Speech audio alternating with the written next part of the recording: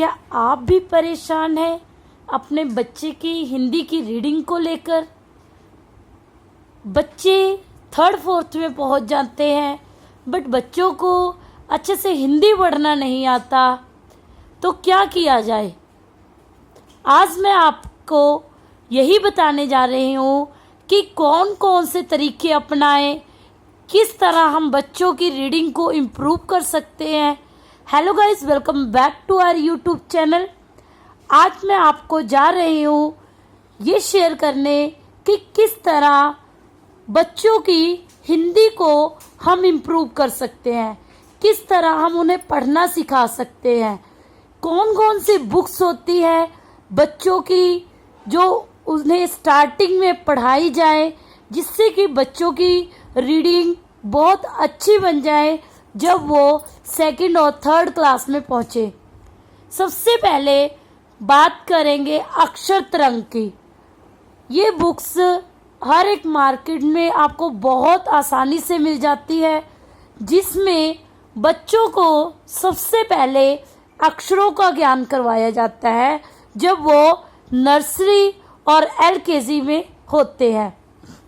जब बच्चों को अक्षरों का अच्छी तरह से ज्ञान हो जाए, बच्चा हर एक अक्षर को अच्छी तरह से बोलना सीख जाए और हमें बताने लगे भी ये कौन सा अक्षर है, ये कौन सा अक्षर है। बच्चे को हम सूत्र लेखन बोलें तो बच्चा बहुत आसानी से लिख ले।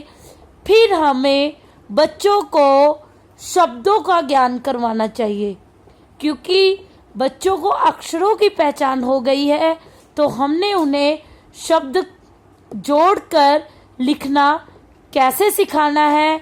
सबसे पहले जब अक्षरों का ज्ञान हो जाए तो हमें उन्हें दो अक्षरों के जोड़ पढ़ना सिखाना है। बच्चे को पता हो कि दोनों अक्षरों को जोड़कर क्या बनेगा। शुरू से ही हमने कोशिश करनी है जब उन्हें दो वर्णों वाले शब्द जोड़कर पढ़ना सिखाएं, क्योंकि अगर दो जोड़कर पढ़ना आगे तो बच्चा बहुत आसानी से तीन अक्षरों का, चार अक्षरों का जोड़ पढ़ना सीख जाता है। सबसे पहले जब हमने दो वर्णों वाले शब्द सिखाने हैं तो हमने जोड़ जोड़ कर पढ़ना सिखाना है। जैसे फल फल, ब स बस, रथ रथ। इस तरह हमने उन्हें बोल बोल कर पढ़ना और लिखना सिखाना है। दो के बाद हमें उन्हें तीन अक्षरों का अच्छी तरह से ज्ञान कराना है। तीन अक्षरों को लिखना और बोलना दोनों ही सिखाना है। तीन अक्षरों का जब जोड़ आने लगे तो फिर हमें उन्हें चार अक्षरों वाले शब्द सिखाने हैं। चार अक्षरों के शब्द इस तरह सिखाइए, जैसे शल, क्या बन गया? शल गम गम, शल गम। कस कस, रत रत, कसरत। बरबर, तन तन, बर्तन। इस तरह चार वर्णों वाले शब्द जब बच्चा सीख जाए, आपको बिल्कुल श्योर हो जाए कि मेरा बच्चा दो वर्णों वाले, तीन वर्णों वाले और चार वर्णों वाले अच्छी तरह से लिखना पढ़ना सीख गया है, तो हमने उन्हें स्वर परिचय वाली बुक लगवानी है। स्वर, फिर बच्चों को हमने मात्राएं सिखानी है। मात्राओं में जब भी आप मात्रा शुरू कराएं तो उन्हें बोल बोल कर ही करवाएं। जैसे आ की मात्रा सिखानी है तो पहले हमें उन्हें आ की मात्रा का साइन समझाना है कि ये है बेटा आ की मात्रा, और फिर उन्हें बोल बोल कर सिखाना है। जैसे टा को आ लग गया, क्या बन गया बेटा? टा। छा को आ लग गया, छा। ला को आ लग गया, ला। ना को आ लग गया ना। इस तरह उन्हें एक अक्षर के ऊपर पहले आ की मात्रा लगाकर बोलना सिखाए, लिखना सिखाए। फिर उन्हें छोटे छोटे शब्दों से शुरू करवाएं आ की मात्रा, जैसे आम, आग बोल कर दिखाएं बच्चों को। क्योंकि जब आप बोलोगे, आप साउंड निकालोगे, तो बच्चा क्या है, हमारी साउंड को पकड़ेगा कि कैसे मैंने बोलना है, कैसे मेरा टीचर बोल रहा है, कैसे मेरे मम्मी बोल रहे हैं। तो बोल बोल कर बच्चों को आ की मात्रा लिखना सिखाए। आग, जाना, जाना। इस तरह आ की मात्रा सिखाएं। आ की मात्रा के बाद छोटी ई की मात्रा सिखाएं। ई की मात्रा पहले छोटे छोटे शब्द सिखाए यूकेजी क्लास में। फिर उन्हें जब यूकेजी में आप उन्हें छोटे शब्द से सिखाएं, छोटे शब्दों से वो जोड़ना सीख जाएंगे। और जब फर्स्ट क्लास में आए तो फिर उन्हें बड़े बड़े शब्द सिखाए, जैसे किनारा, बगिया। क्योंकि तब बच्चे बहुत आसानी से रीडिंग करना सीख जाएंगे। इसी तरह बड़ी ई की मात्रा सिखानी है आपने। बड़ी ई की मात्रा को भी बोल बोल कर सिखाए। हर एक शब्द के ऊपर जब बच्चा बोलेगा, साउंड निकालेगा, तो बच्चे को पता लगेगा कि कैसे मैंने बड़ी ई की साउंड बोलनी है और कैसे छोटी ई की साउंड बोलनी है। हर एक मात्रा को, चाहे वो छोटी ई की है, चाहे वो छोटे ऊ की है, चाहे वो ए की मात्रा है, तो बच्चों को बोलना है जब ये मात्राएं लगानी है तो हमें थोड़ा जोर लगाना है, और जब बड़ी वाली मात्रा लगानी है तो हमें थोड़ा जोर लगाकर बोलना है। आप जितना बोल बोल कर करवाओगे बच्चों को मात्राओं का उतना ही जल्दी ज्ञान होगा। बच्चों को इसी तरह सब मात्राएं यूकेजी क्लास में सिखाई जाती हैं, अ से लेकर आहा तक।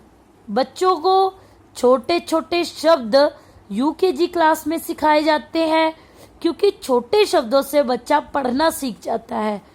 फिर जब वो फर्स्ट क्लास में पहुंच जाता है तो उन्हें इस तरह की बुक सेलेक्ट करें कि जिसमें स्टार्टिंग में मात्राएं हो, वाक्य हो। बच्चा मात्राओं को पहले प्रैक्टिस करे। पहले 6 मंथ, फर्स्ट क्लास में पहले 6 मंथ उन्हें मात्राओं का अभ्यास करवाएं। मात्राओं में अब छोटे शब्द वो यूकेजी क्लास में सीख आता है, तो फर्स्ट क्लास में उन्हें थोड़े बड़े शब्द सिखाएं। और उन्हें ऐसे मत सिखाएं कि बेटा ऐसे लिखो, काको छोटी ई ल किल, ऐसे नहीं सिखाना। उन्हें सीधा ही पढ़ना सिखाएं। किल, काको छोटी ई किल, कील। अब देखो साउंड किसकी आ रही है, काको बड़ी की, कील। जीप, इस तरह बोलिए, बोल बोल कर बच्चों को लिखाइए, क्योंकि जितना आप बोलोगे बच्चा बहुत जल्दी हिंदी की रीडिंग सीखेगा। जितना सूत्र लेखन पे जोर दोगे बच्चा उतना ही जल्दी हिंदी में उसकी पकड़ और मात्राओं में उसकी पकड़ मजबूत होगी। तो पहले फर्स्ट क्लास में फर्स्ट 6 मंथ बच्चों को मात्राएं ही करवाएं। बच्चों को मात्राओं से रिलेटेड वाक्य बनाना सिखाएं। वाक्य बनाना सीख गया तो बच्चा बहुत ईजिली हिंदी की रीडिंग भी सीख जाएगा। फिर 6 मंथ के बाद उन्हें इस तरह लेसन स्टार्ट करवाएं कि जब बच्चा लेसन्स को पढ़े तो किस तरह पढ़े। ऐसे मत पढ़े जाको छोटी ई स नाको ए ने, वो सीधा पढ़े। जी जी स ने, जिसने, सूरज सूरज, चांद, बनाया बनाया। जी ने, जिसने, तारो, तारो, को, चमकाया, चमकाया। तो इस तरह हमने बच्चों को छोटे छोटे शब्दों से पढ़ना सिखाना है।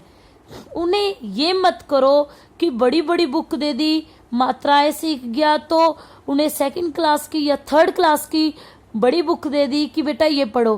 पहले उन्हें जब पढ़ना सिखाना है तो छोटी बुक से पढ़ना सिखाइए, छोटे छोटे सेंटेंसों से, क्योंकि जैसे जैसे उनकी छोटे सेंटेंसों में पकड़ मजबूत होगी वो बड़े बड़े सेंटेंस खुद पढ़ना सीख जाएंगे।